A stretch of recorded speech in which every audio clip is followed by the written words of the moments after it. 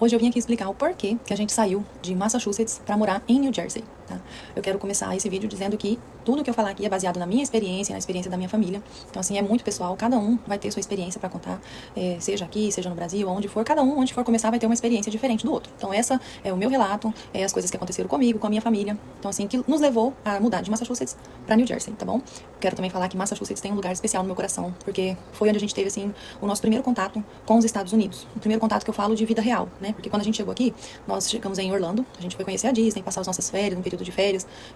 O nosso primeiro contato de vida real, a primeira compra no mercado, a primeira ida no banco, o primeiro contato com carteira de habilitação americana, tudo foi em Massachusetts. Então, eu não posso reclamar de Massachusetts nesse sentido, porque é um estado que nos possibilitou muitas coisas e o nosso primeiro contato com o sonho americano, o nosso primeiro contato com a realidade foi em Massachusetts. Mas o que de fato nos levou a sair de Massachusetts? O primeiro de tudo, acho que foi assim o ponto crucial, foi que Massachusetts é um lugar extremamente frio. Quem mora lá pode confirmar que é um lugar muito frio. E nós, eu e meu esposo, minha filha, né, nós viemos de uma cidade muito quente, onde faz 40, 42 graus. Então, assim, você sai de uma cidade que faz 40, 42 graus o tempo todo, né? Que quem mora em Cuiabá aí sabe como é quente, né? Sempre, sempre quente. E vem para um lugar que faz temperatura negativa, menos 17, menos 18, menos 20 foi o máximo que a gente pegou quando estava morando em Massachusetts, menos 20. Então, assim, foi pra gente um choque muito grande, muito, muito grande. Eu lembro quando a gente desembarcou ali no aeroporto de Boston e a gente tinha saído de Orlando e desceu em Boston quando a gente teve o contato com aquele vento gelado. Meu Deus do céu, parecia que congelou minha alma, sabe? Para nós, então, foi a nossa primeira barreira aí, foi o clima, né? Que a gente já chegou num tempo de inverno. Então, a gente sentiu muito na pele, muito mesmo, a questão do frio, do frio. Ah, mas aqui em New Jersey também faz frio. Sim, faz frio, porém faz menos do que Massachusetts. Eu tenho uma amiga ainda que mora em Massachusetts, ela com a família dela, e eu via nos stories que ela postava que tava nevando, né? Massachusetts, pelo menos em 2024, quando a gente chegou, nevou, assim, quase todos os dias de neve, neve, neve. Você fica por muito tempo olhando só aquela paisagem, vai dando uma certa agonia, um certo desespero, né? E eu via acompanhando esse ano, né, esse último inverno, ela postando que estava nevando lá e aqui estava frio, mas não estava nevando. Então, assim, você conseguia sair, você conseguia ir ali fora, né? Então, pra gente, o primeiro ponto foi a questão do clima. O segundo ponto que fez a gente mudar, sair de Massachusetts, é o custo de vida. Já quando a gente chegou em 2024, que a gente conversava com algumas pessoas, já em 2024, quando a gente já conversava ali com algumas pessoas, elas já falavam, nossa, como as coisas aumentaram, como o preço das coisas estão mais caro, né? E pra gente que tava tendo o primeiro contato ali, tudo ainda tava assim, nossa, que barato, né? Talvez por a gente não ter noção ainda de realmente o valor, de quanto que é e tal. Hoje a gente já tem um valor, uma noção melhor, né, sobre o valor, preço de coisa. Mas naquela época pra gente era tudo novo, então tudo era, nossa, muito barato e isso e aquilo. Mas no fim das contas não era, né? Igual hoje. Hoje eu já vejo que o preço das coisas aumentou um pouco devido à inflação. O custo de vida em Massachusetts, ele é mais caro, sim, em relação a New Jersey. New Jersey tem um custo de vida um pouco alto, mas Massachusetts ainda se sobrepõe um pouco. Vou deixar um exemplo para vocês entenderem melhor. Em Massachusetts, eu morava numa casa multifamily. Para quem não sabe o que é uma casa multifamily, eu vou deixar no final do vídeo uma foto mais ou menos de um exemplo para vocês entenderem. Mas é basicamente, tem o basement, que é onde fica o maquinário. Eu até cheguei de filmar algumas vezes que eu fui lavar roupa lá embaixo, né? E eu filmei ali o basement. Então tem essa parte onde fica as máquinas. Tem alguns basement que são mais arrumados, né? Que são acabados. E aí a pessoa acaba usando aquilo ali como uma outra parte da casa. Tem gente que aluga, né? O basement e tal. Enfim, a casa que a gente morava tinha o basement, onde ficavam as máquinas para lavar, secar. Aí tinha o primeiro andar, que era onde os donos da casa residiam e moravam no primeiro andar. A gente alugou o segundo andar da casa. Então a gente morava ali no segundo andar, eram 2 quartos, sala, cozinha e um banheiro. E nessa casa, só nessa parte do segundo andar, a gente pagava em torno de 2 mil, em torno não, a gente pagava 2.100 de aluguel. Só o aluguel. Aí a parte tinha a água, que a gente também pagava, e a energia. Ok, 2.100 de aluguel pelo segundo andar, mais água e energia, que era a parte.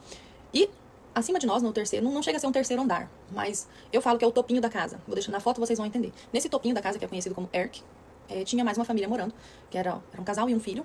E aí a gente acabava que dividia a conta de energia e água com eles. A gente dividia a energia e a água com essa família do, vou colocar terceiro andar, mas não é terceiro andar, né, que morava acima de nós.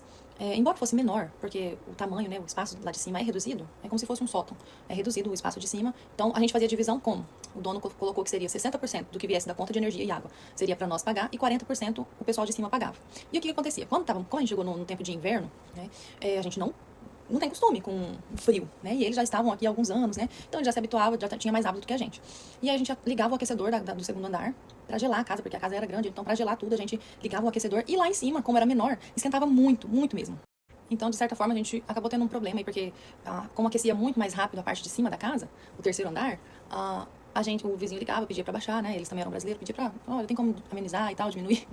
E nisso que a gente diminuía, colocava um pouco menos, né? A casa ficava fria de novo. E aí a gente tinha que se aquecer com muitas camadas de roupa pra não ficar sentindo frio dentro de casa. Então, assim, foi um pouquinho, assim, incômodo, foi. Né? Porque você não tem uma separação exata ali, tipo, eu posso ligar o aquecedor aqui que vai ficar só pra mim, só pra minha casa. E o vizinho vai ligar o dele, vai ficar só pra ele. Então, assim, acabou que foi uma questão que, como a gente não tinha costume, a gente queria uma casa quentinha, a gente queria ficar quentinho, ninguém gosta de ficar passando frio, né? Então, assim, a gente queria uma casa quentinha, porém, acabava que pro vizinho lá que tá morando em cima, né, era extremamente quente. Então, assim, o nosso custo com aluguel, com taxa de água, com taxa de energia, acabava que não ficava só em 2.100, porque 2.100 era só o aluguel, né? Ficava em torno aí de uns 2.600, 2.700, dependendo do quanto a gente tinha ligado o aquecedor ou não, porque o que deixava a conta mais cara era o aquecedor, e no inverno não tem como você não fazer uso do aquecedor, né? Por mais que você coloque uma blusa quentinha, por mais que você se agasalhe, você precisa ter ali ligado o heater, que é o aquecedor da casa, para manter o ambiente gostoso, né? Pra você não chegar na sua casa e achar que você tá morando dentro do iglu. Então, assim, acaba que ficava muito alto, e isso fora os gastos que a gente tinha com o supermercado, porque você precisa comer, né? Supermercado, aí você vai colocar uma gasolina para você poder andar, para você sair. Então, assim, tem os outros gastos, seguro do carro aqui, não sei se vocês já sabem dessa informação ou não, mas seguro de carro aqui é obrigatório. No Brasil, você pode escolher se você quer colocar um seguro no seu carro ou não, né? E aqui é obrigatório, o carro tem que ter seguro. Se você for parado, a primeira coisa que o policial te pede é o seguro do seu carro e a sua drive, que é a sua habilitação, né? Sem esses dois, se entregar sua habilitação e não tiver um seguro, você vai tomar uma multa com certeza, ou pode ser passivo de corte, depende ali de como o policial interpretar a situação. Mas enfim, tem os outros gastos, tinha gasto com telefone, e aí ficava assim um valor extremamente alto. E aí foi quando a gente começou a pesquisar outros lugares, né? E aí a gente pesquisando, viu que aqui em New Jersey também tinha uma comunidade muito grande de brasileiros, que talvez poderiam ajudar, né, se a gente precisasse de orientações com algumas coisas. Então, assim, os dois pontos principais foi clima e custo de vida em Massachusetts. E o terceiro ponto que fez a gente se mudar foi quando a gente foi trocar o nosso status, né, de turista para estudante, que a gente começou a pesquisar escolas. E onde eu morava, na cidade que eu morava, que é Lowell, nessa cidade não tinha escola para estudante internacional, que são os F1s, né? Não tinha. Então a gente começou a procurar qual lugar ali perto, mais próximo da gente, tinha escola para que aceitasse, né, o estudante. E aí a gente achou dois lugares que eram tipo o oposto. Minha cidade estava aqui no meio, e aí eu tinha uma escola que era desse lado, ou tinha uma escola que era pro lado oposto. E aí o que acontecia? Uma era em Boston, na capital. E aí, de onde eu morava, que era Lowell, até chegar em Boston, sem trânsito, era 40 minutos, se você não pegasse nenhum trânsito. Se você pegasse trânsito, e os horários da escola geralmente eram horários de pico, mas aí com o tráfico, né, o trânsito intenso, levava em torno aí de 1h30 até eu conseguir chegar à escola, se eu fosse optar por estudar em Boston.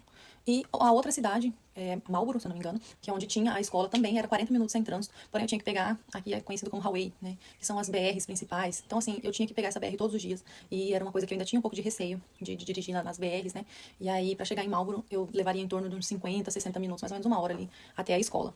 Então a gente começou a pensar em opções e a gente foi vendo escolas aqui próximo de onde a gente ia vir, para New Jersey, para ver se ficaria talvez mais próximo um pouco, né? Hoje eu também levo em torno de 50 minutos, dependendo se tem trânsito aí, uma hora, até chegar na escola onde eu estudo. Porém, eu não pego nenhuma BR para chegar.